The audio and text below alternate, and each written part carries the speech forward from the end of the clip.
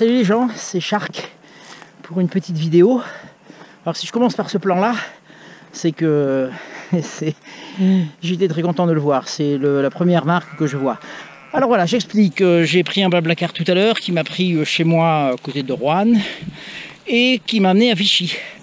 Elle m'a déposé dans Vichy, cette charmante jeune fille, et donc je rejoins ma maison à côté de Roanne à pied, en passant par en grande partie le GR 463.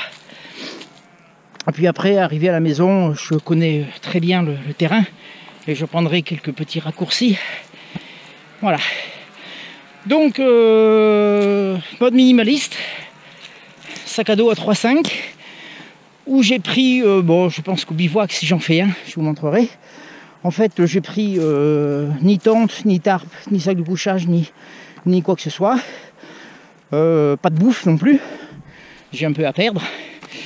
Et donc 3,5 kg, ouais, parce que j'ai un demi-litre de flotte. J'ai une doudoune, un collant s'il fait vraiment très froid la nuit. Et puis, alors j'ai mon couteau forcément, hein, mon fameux Wild Steer. Une petite scie. Et encore, c'est une scie commando, vous savez, les scies fils qui pèsent 3 grammes. Un sécateur. Un sécateur pour couper des toutes petites branches, des petites branches de sapin pour me faire un matelas. Alors, vous voyez, je suis un warrior, j'ai pas pris la hache et la hachette et la machette si jamais je fais une mauvaise rencontre. Donc, je voyage vraiment très très léger. Voilà, si je me sens, je suis à bivouac, ou si je me sens pas, ou voilà, je marcherai la nuit à la frontale. C'est presque une pleine lune, donc ça va le faire. Bon, alors juste au début c'était la ville, et maintenant ça y est, j'attaque carrément le vif du sujet. Et là j'ai comme ça 60 bornes de chemin à travers la campagne sèche. Alors j'ai pris, alors donc là ça me s'arrête là pour moi, on voit bien le chemin barré, mais je vais consulter la carte parce qu'apparemment c'est un petit raccourci là. Bon, ben, je vous reprends tout à l'heure, hein. Allez, tchou.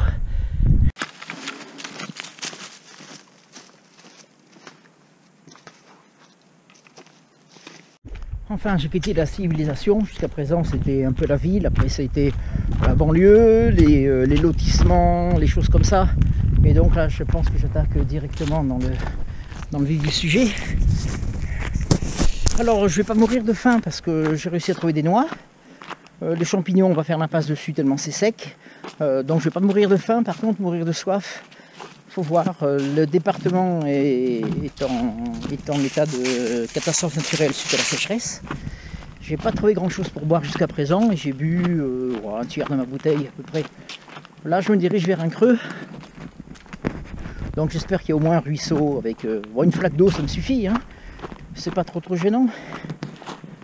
Bon, alors je marche d'un bon pas, mais obligé de m'arrêter souvent pour faire le point topo. Carte et boussole, j'ai quand même le téléphone avec la cartographie que j'ai rentré dedans pour au cas où, mais je ne fais pas confiance. Ah voilà. Je passe pas loin des Bois Dieu effectivement, et ici on a le tour équestre de Vichy-Val-d'Allier. Je pourrais toujours tuer un bourrin si j'en trouve un. Bon, carrefour, donc je me pose, je fais le point,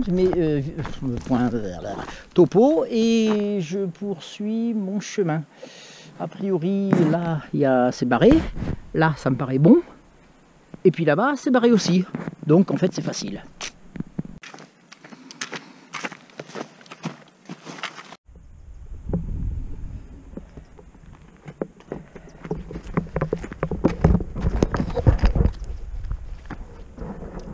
Ah, là, ça commence à être sympa. Là, je commence vraiment à m'enfoncer dans la verte. Je suis loin de toute civilisation maintenant.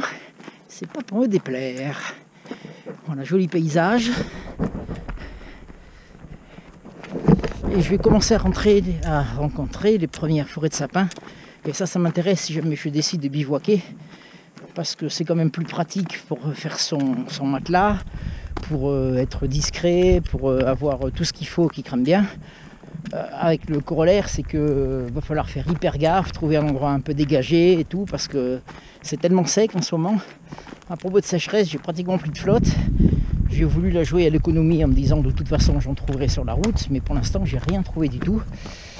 Il me reste un quart de litre, même pas. Et si jamais j'en trouve pas d'ici ce soir, demain je sais que normalement vers l'endroit où je vais, je trouverai des ruisseaux. Seulement j'aurai peut-être à faire toute une journée de progression complète. Je vais me retrouver dans la même situation que Wide, avec sans flotte et marcher. Sachant que là il fait quand même un peu plus frais, c'est quand même plus agréable. Voilà, et c'est vraiment bien sympa tout ça.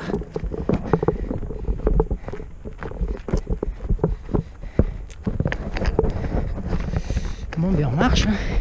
J'ai encore 1h30 avant qu'il fasse sombre. Dans 2 heures, il fait complètement noir. Et là, il faudra que je prenne une décision de savoir si je continue à marcher avec la frontale. Apparemment, ça sera presque la pleine lune. Ouais, ça sera 2 tiers, 3 quarts de lune. Donc idéal pour fonctionner, à condition qu'elle se lève à la bonne heure. Sinon, j'ai une toute petite frontale de secours. Trouver son chemin avec. Bon, et on verra, hein, sur le moment venu. Allez, à dessous.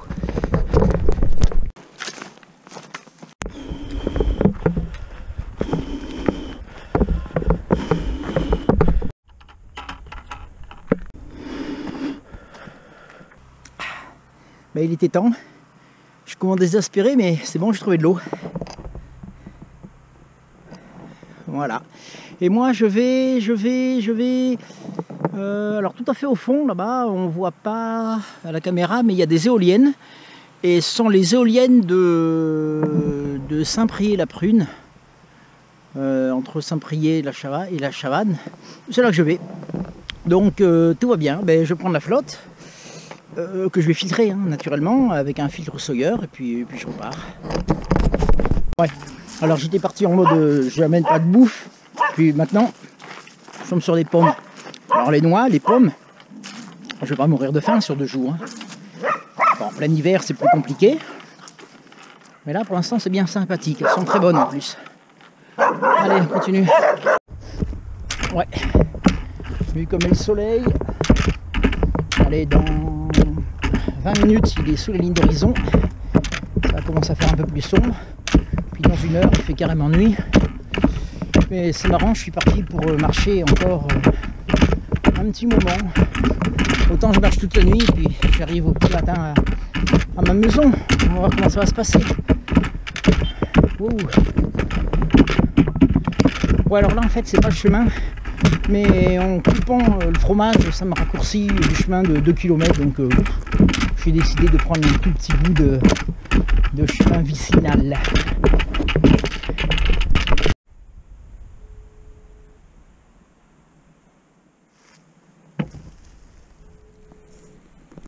En fait, ça va être une sortie gastronomique, je viens de trouver des murs.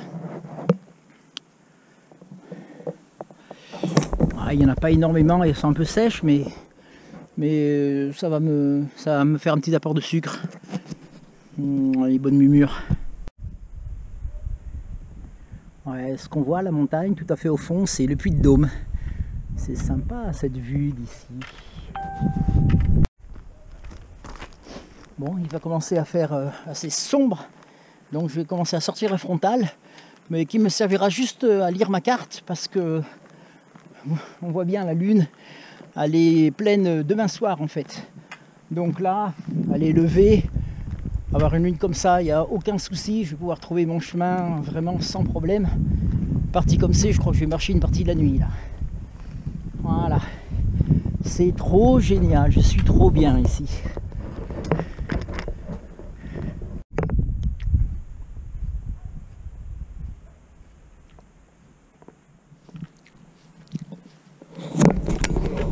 Cool. Alors, comme je disais, j'ai trouvé suffisamment de bouffe entre les pommes, les noix et les châtaignes, éventuellement, si je fais un feu. Donc cela c'est bien.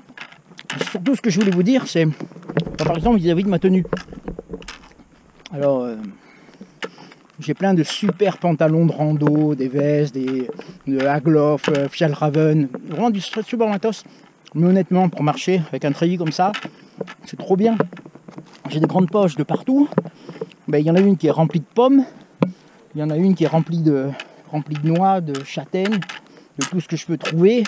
Dans une autre, j'ai ma frontale. Dans une autre, j'ai ma boussole, plein de matos et tout. C'est trop génial. Dans le matériel civil, c'est très rare de trouver des tenues qui ont des poches cargo qui puissent se permettre de charger un petit peu, tout ça. Si jamais je dois traverser, de faire un azimut brutal, passer dans des ronces, il n'y a pas de problème, le treillis il va résister nettement mieux que pratiquement tous les trucs civils. Et puis pour un prix qui n'est pas du tout le même. Donc je valide. Look Mili. Moi personnellement ça me dérange pas, mais surtout pour le côté pratique. Voilà. Ah là là, c'est trop bien.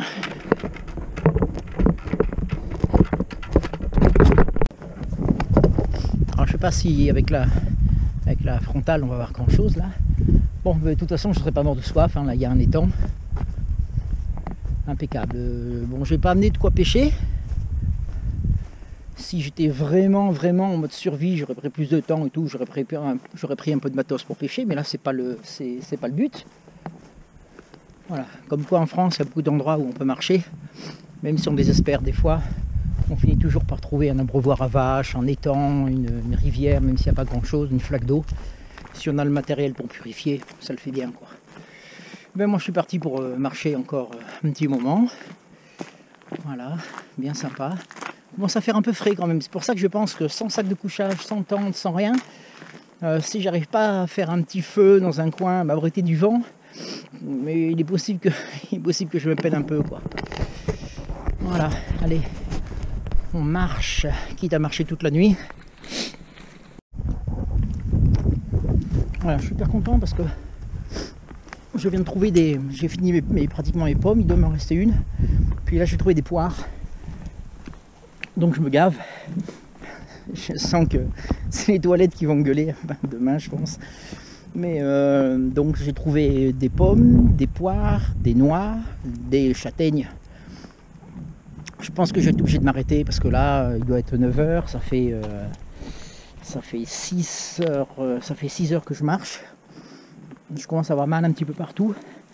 Donc si je trouve un endroit à peu près potable un peu plus loin, dans une forêt de sapins, je pense que je vais m'arrêter pour quelques heures pour essayer de dormir un petit peu, puis bouffer ma provende. Voilà. Alors, je n'ai pas toujours suivi exactement le GR 463. Au début, j'étais avec la carte, mais de nuit, c'est vachement plus simple en fait de prendre le portable sur lequel j'ai rentré ma route avec View Rangers. Alors, ça marche très bien. Voilà. Alors là, j'arrive à un carrefour.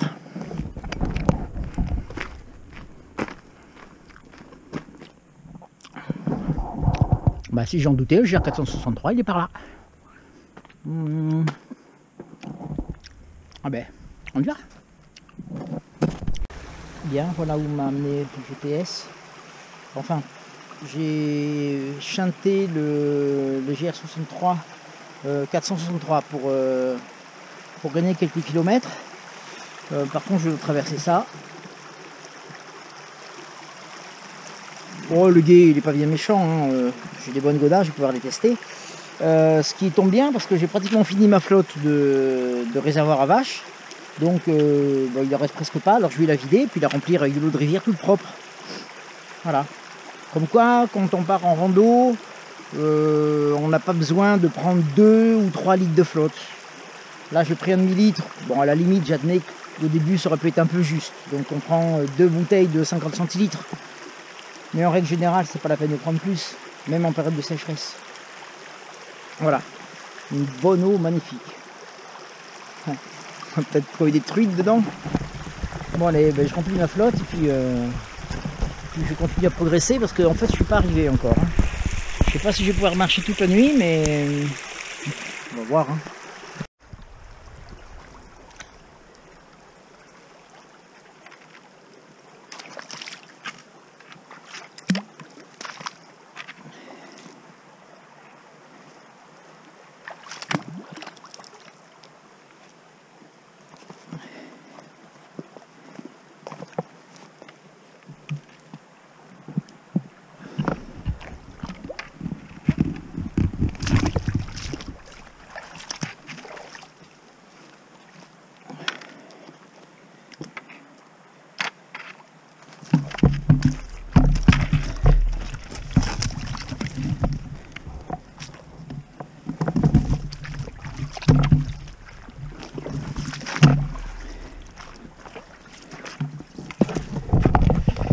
bien, ben, c'est un bon test pour les chaussures. C'est la première fois que je les mets.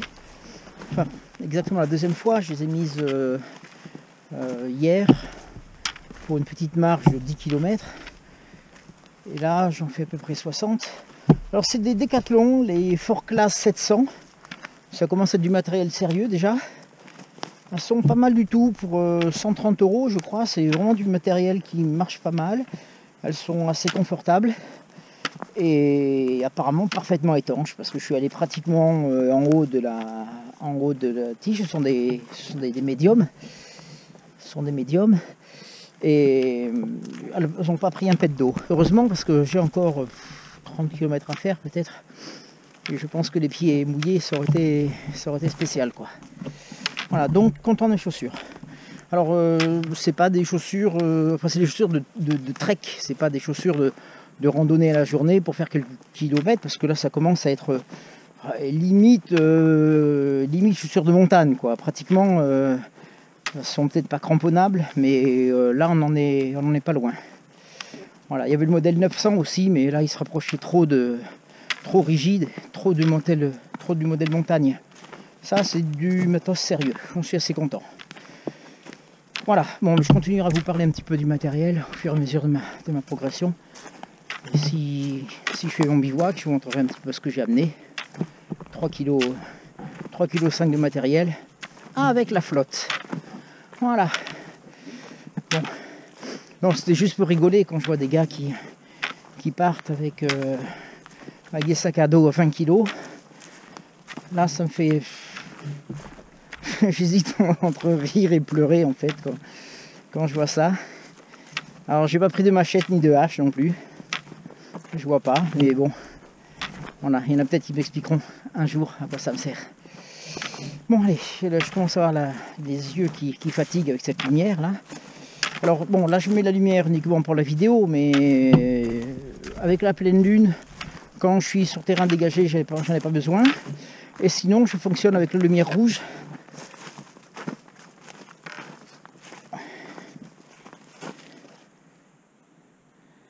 Voilà, alors la vidéo on verra peut-être pas grand chose, hein, mais ça suffit pour savoir où on met les pieds et ça abîme pas trop la vision nocturne. Bon, allez, courage.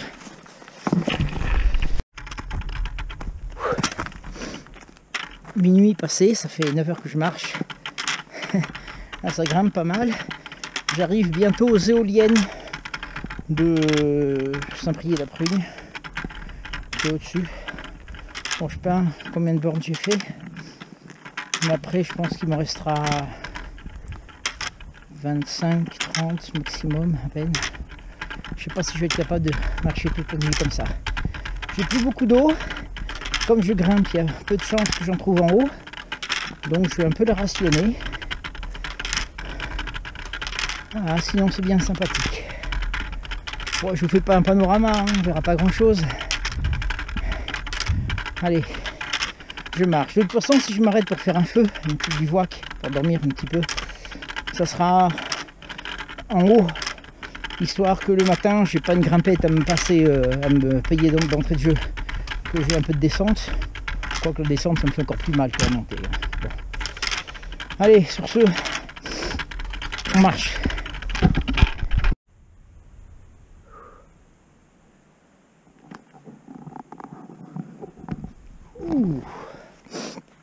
Ben, je n'étais pas paumé, mais c'est toujours sympathique de trouver des panneaux. Sauf que, alors le maillet de montagne c'est 2 h 7 km, ouais, en marchant pas vite. Et moi je vais vers la Chabanne plutôt. Et le maillet de montagne en fait j'y vais pas trop, je vais partir avant vers l'est pour couper un peu le fromage et me retrouver vers la Loge des Gardes. Après la Loge des Gardes, je peux ranger le GPS, je peux ranger les cartes. C'est mon domaine et je le connais pas trop mal. Voilà. Putain, ça grimpe là. C'est super. J'adore. Je pense que je vais arriver sur la ligne de crête où il y a toutes ces putains d'éoliennes de merde là. Mais bon, au moins on les voit de loin celles-là. Allez, on marche. Ben, si je devais faire un autre bivouac ici, je serais le roi de la carotte.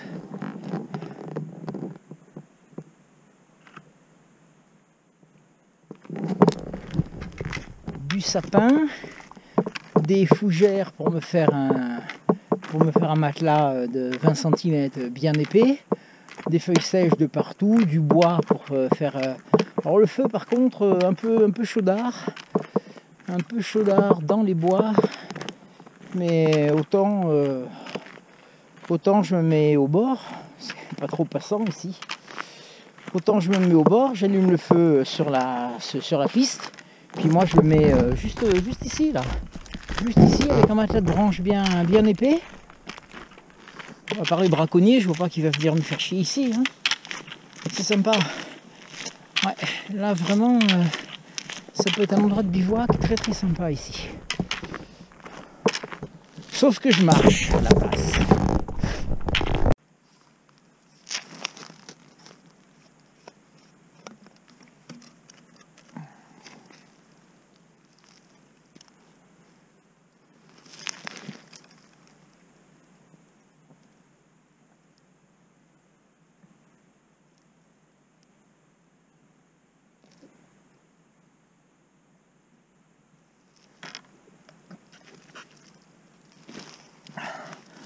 Voilà, le gros avantage du filtre paille, c'est que là il n'y a pas assez de profondeur pour que je puisse remplir ma bouteille. Alors donc je la désolidarise. Bon, 1 heure du plomb, ça fait 10 heures que je marche, hein. Vous pouvez m'excuser. Et donc voilà, comme ça j'ai bu un petit peu, ça me permet d'économiser ma flotte. Il n'y a pas besoin de grand chose, hein. Il y a 3 cm d'eau, et ça me suffit pour boire. Ça doit être propre parce qu'il y a de la vie dedans.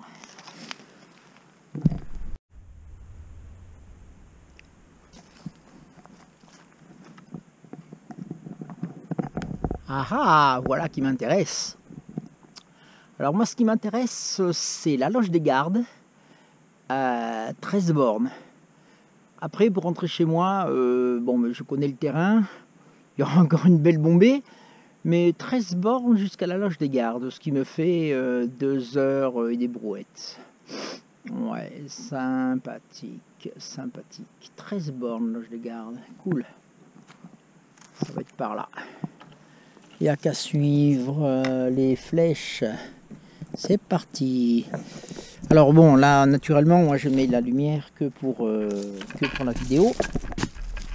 Parce que sinon, quand je marche, en fait, ça donne ça.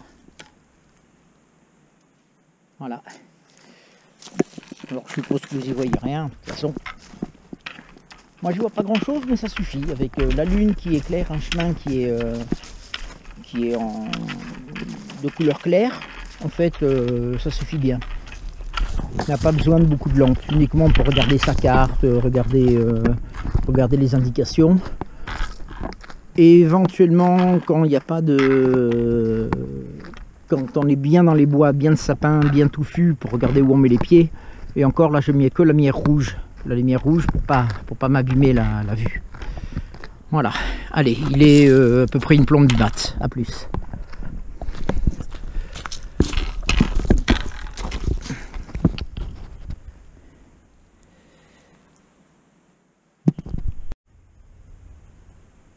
Mais quand je vous disais que c'était pas la peine de prendre des litres de flotte avec soi, regardez. Un champ, un grand tonneau, et puis dedans il y a de l'eau qui est cristalline. Donc je vais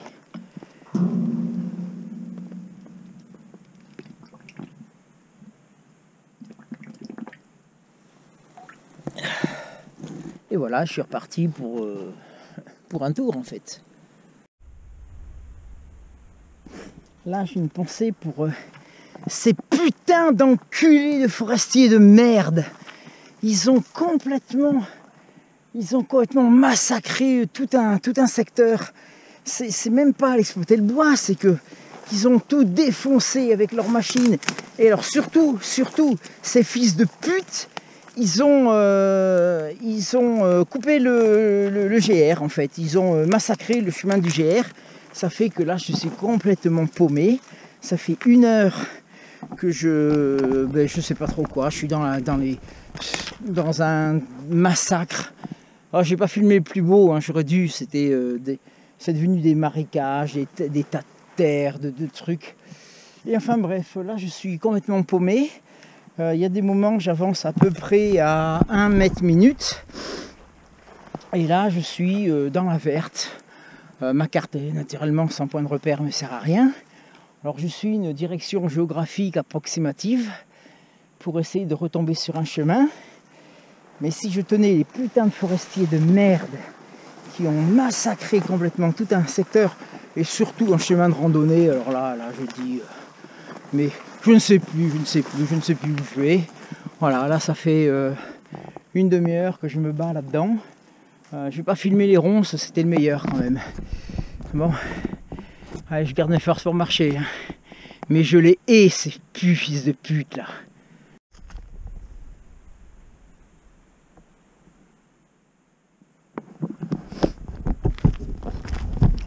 C'est bon, j'ai réussi à sortir de cette merde. J'ai juste perdu une heure en temps et surtout en énergie. J'avais bien besoin de ça. Ouais, donc je suis tombé sur un chemin qui va m'amener plus loin. Là, ça fait un peu plus de 12 heures que je marche. Je commence à avoir marre.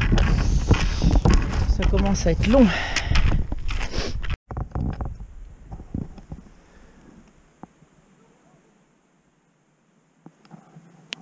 Bon, je sais pas, il doit être 4-5 heures du matin à peu près. Ça fait 13-14 heures que je marche. Je commence à être un peu sec. Par contre, ben, ça c'est les noms qui me parlent. C'est chez moi, ça commence à être chez moi. Ouais, sauf qu'avant de retrouver mon lit, j'ai encore une bonne vingtaine de bornes à faire. Je crois que quand je vais arriver vers Renaison, je vais arriver à l'heure de voiture de la boulangerie pour pouvoir acheter des croissants. Je vais me gaver comme un goinfre, comme un gros porcasse. Bon, ben, ce chemin, c'est celui-là qu'il faut que je prenne. Et voilà. Allez, courage, debout les morts.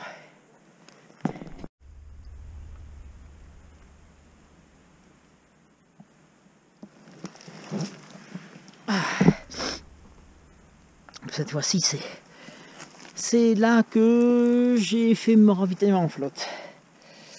Et il a un point particulier, ce point. C'est que c'est le dernier en fait où je ravitaillerai, je pense. Maintenant, je vais pouvoir arriver à la maison. Bon, attention, ceci dit, j'ai encore au moins 15 bornes. Tranquille, si je me perds pas. Sachant que ça fait un moment que je travaille plus avec la carte mais avec le portable. Et le portable arrive en fin de batterie. Donc je vais me démerder. Ceci dit, comme je disais, là je commence à reconnaître certains coins ici. C'est pas encore tout à fait mon fief, mais j'en suis pas loin. Bon, eh bien, il est 6 heures du matin. 6 heures du matin, ça fait 12, 13, 14, ça fait 15 heures que je marche. Ça s'arrange pas. Hein. Allez, petit déj. Ça sent la fin. Je viens de passer à un lieu-dit qui s'appelle la Grande Borne. C'est un endroit que je connais très bien parce que c'est dans le coin que je vais chercher des champignons. Donc ça y est, là maintenant on est chez moi et puis en plus il fait jour. Le jour s'est levé depuis 20 minutes à peu près, 8 heures. Alors ici on est à je dirais 800-900 mètres à peu près. Il y a des endroits ça a gelé sur le bord. Je pense que si j'avais fait un bivouac, là je me serais bien meulé. Ça n'a pas été le cas. Donc 17 heures de progression non-stop. 17 ou 19. Ouais, 17 heures je crois pour l'instant. Bref, la fatigue commence à faire effet. Ouais, 17 heures, là j'en suis à je dirais une bonne cinquantaine de kilomètres, sachant que j'en ai encore une grosse quinzaine à faire. Ouais, 65 bornes, ça me paraît à peu près cohérent. Voilà, bon, ça s'est pas trop mal passé. Je me suis gouré une ou deux fois. Ouais, c'est une minute brutale, une ou deux fois aussi. Dans la végétation pas forcément évidente. Mais ça l'a fait. ça la ferait. Je ferai un petit rétexte sur le matériel utilisé arrivé à la maison. Une fois que je me serai enfilé 4 croissants, une chocolatine, j'ai dit une chocolatine, hein, et sauce aux pommes peut-être, avec un litre de chocolat chaud. Voilà. Bon.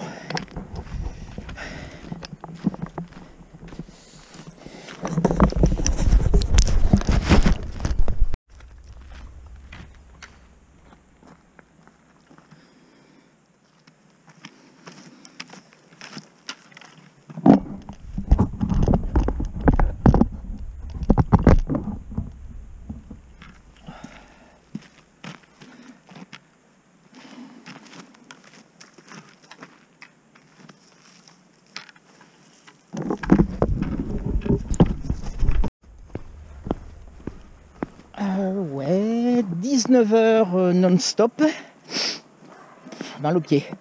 Il me reste encore, je dirais, 13 km à peu près, à une vache près, un peu moins de 14. Ouais, de toute façon, à un près maintenant. Voilà.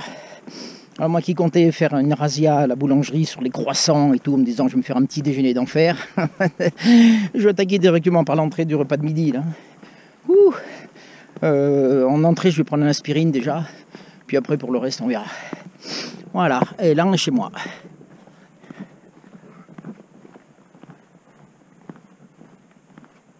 Là-haut c'est le village des Noé.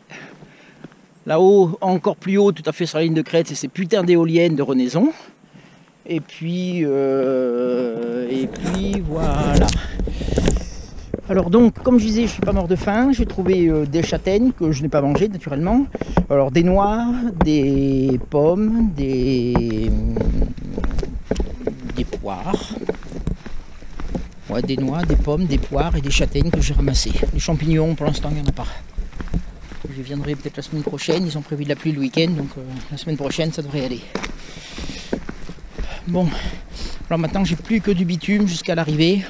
Bon, j'ai bien un moment où je peux chanter et prendre un chemin, mais ça va me rallonger, ça monte, ça descend.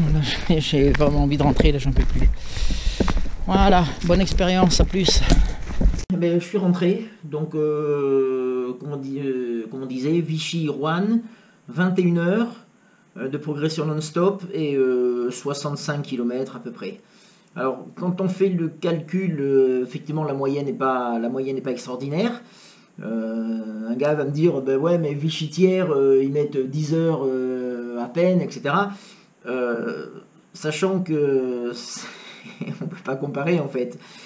J'étais avec des godasses de trekking, des grosses des godasses de montagne quoi, hein, bien lourdes, bien rigides. Je me suis arrêté pour ramasser des châtaignes.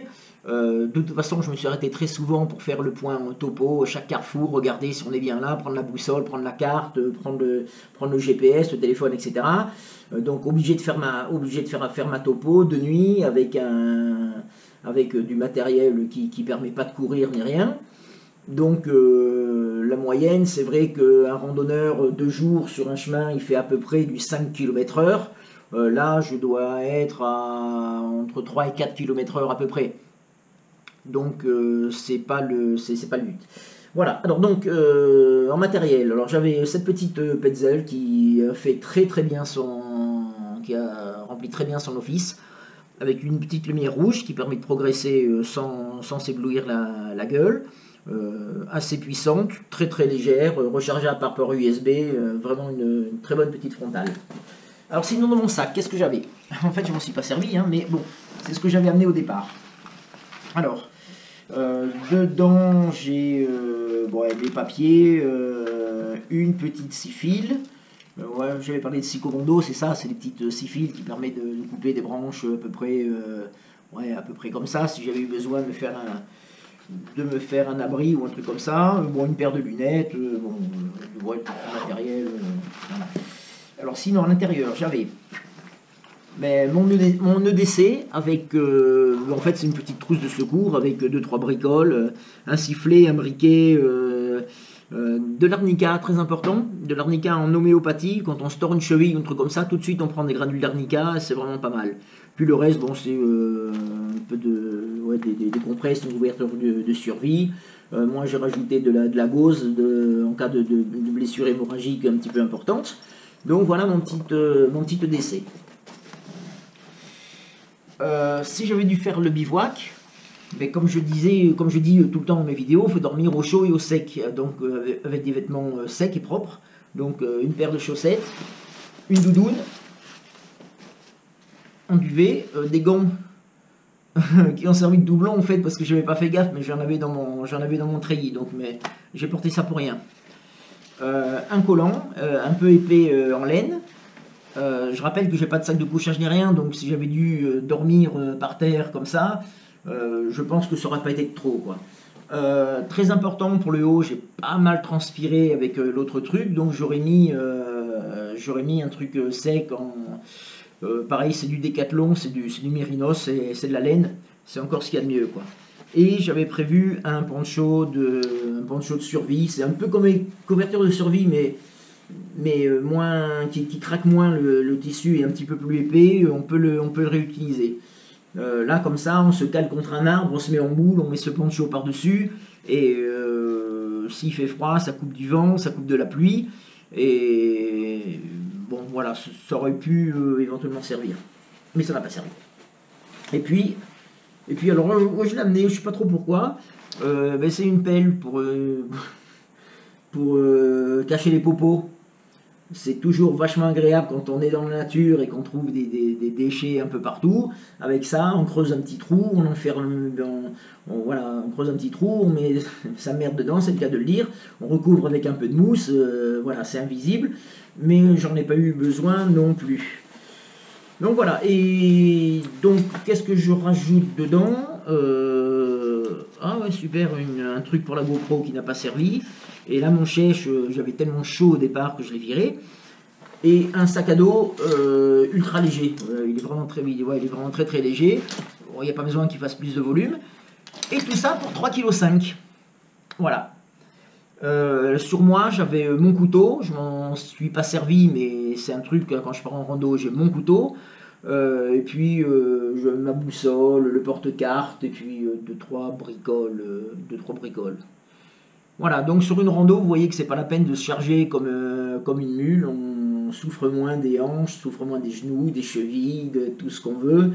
On est censé aller un petit peu plus vite, et puis c'est quand même vachement plus agréable d'être avec du matériel léger. Voilà, donc même si je rajoute un tarp et un sac de couchage, je vais rajouter 2 kg, 2,5 kg peut-être. Donc je vais être à 6 kg. La bouffe, au départ je voulais démontrer qu'on peut carrément faire un effort comme ça sans bouffer. Et puis on peut tellement trouver dans la nature de fruits, des trucs comme ça que la démonstration est pas concluante. Mais à la limite, je vais rajouter 1 kg de bouffe. Ça fait déjà du saucisson, du pain, le beurre et tout ce qui va avec, hein. Le problème, c'est que quand on rajoute ça en bouffe, ben, il faut rajouter le réchaud, il faut rajouter etc. Donc on ramène du poids en plus, ou alors on se démerde avec le feu. Mais en tout état de cause, 3,5 kg plus 2 kg de tarpe, de matelas, de machin comme ça, 5,5 kg, 2-3 bricoles, 6 kg, 6 kg, 1 kg de bouffe, 7 kg. Je peux prendre des pierres pour arriver à 10 kg si vous voulez, mais ça ira pas tellement plus loin, quoi. Voilà. Ça pour dire que moi je vois des mecs qui préparent leur sac, c'est bien, mais je vois le réchaud qui est dans un récipient qui peut servir de popote, mais à côté il y a une popote plus un quart militaire avec la housse, etc. Je vois souvent des doublons, des triplons pour la bouffe. On prévoit une gamelle qui sert à chauffer l'eau et à faire sa bouffe, un petit réchaud grand comme ça qui a quelques grammes, mais ouais, le coût du quart militaire, plus la popote, plus le quart, bon bref, là on oublie, Et si on réfléchit un petit peu, on peut largement s'alléger, sans taper dans le matériel titane, le matériel plume ultra léger, etc.